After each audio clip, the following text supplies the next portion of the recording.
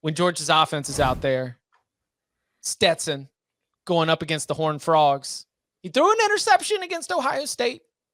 Obviously made up for it, throwing the game winner and playing well down the stretch for the Bulldogs. TCU's defense delivered 2 pick sixes, a 1-score win against Michigan.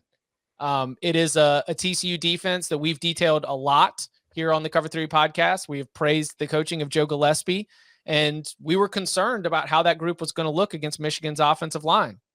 TCU stopped the run. Like, TCU did a good job. They had that one run, the very first offensive snap of the game. Donovan Edwards breaks free, and you're like, okay, this is about to be a beat 'em blowout city. Yeah.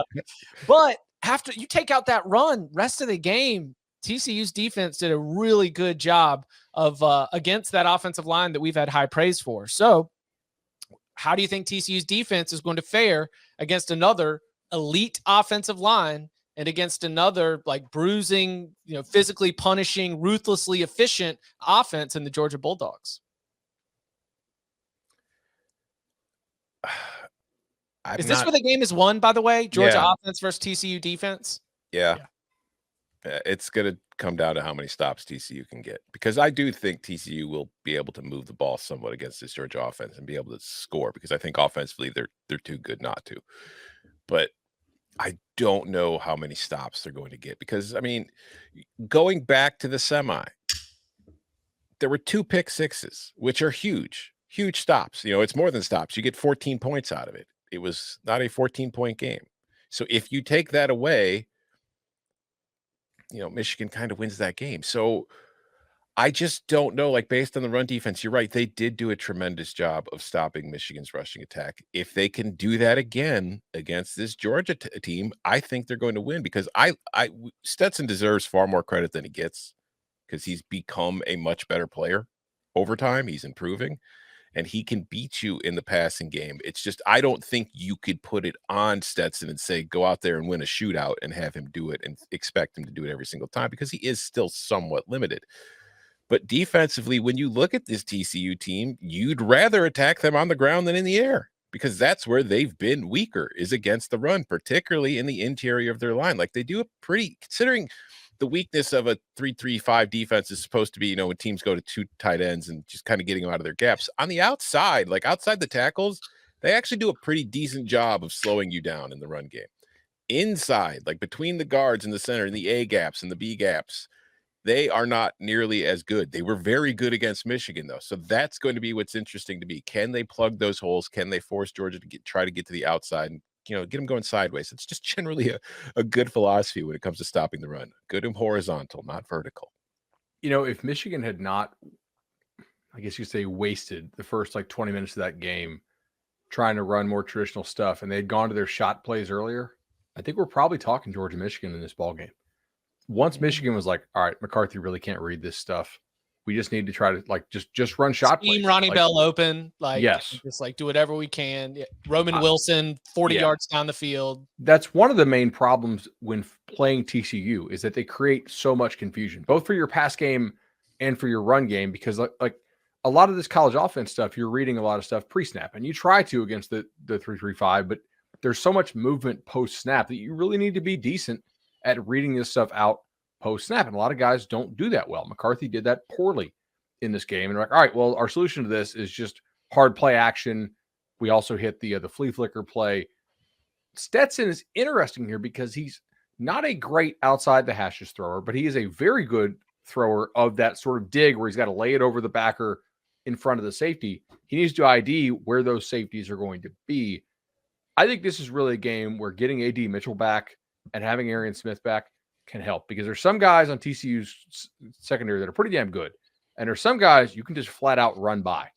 And if Michigan can run by those guys on play action, Arian Smith was a state champ in the state of Florida in track. That is like fast.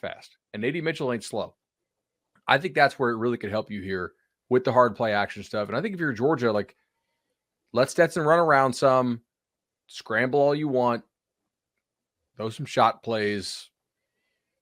That I think that's really kind of key, especially if Washington doesn't end up playing. And I like that you saw I like for Georgia that you saw what TCU did to Michigan, because they, like, run game wise, they're kind of similar. They run a lot of counter, they run a lot of puller stuff. TCU is chasing those pullers. You're seeing guys just flat out block the wrong guy.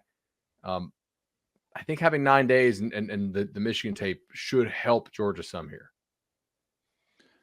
I think so too. I think TCU's defense has to be opportunistic, just like they were against Michigan's offense. You know, they had a couple pick sixes. They've got to create turnovers and force some confusion into Bennett or strip the ball carriers. But I think Brock Bowers is the one guy, because I don't know, even with the guys healthy, I think TCU's secondary is pretty good. I know they got torched in that game, but I don't like, of Georgia's wide receivers, even AD Mitchell being back, they all in a season, they haven't been that scary. But Brock Bowers, I think, is a scary matchup with or without Darnell Washington. Like, if they're both out there, then I think it becomes like a nightmare for TCU to try to slow them down.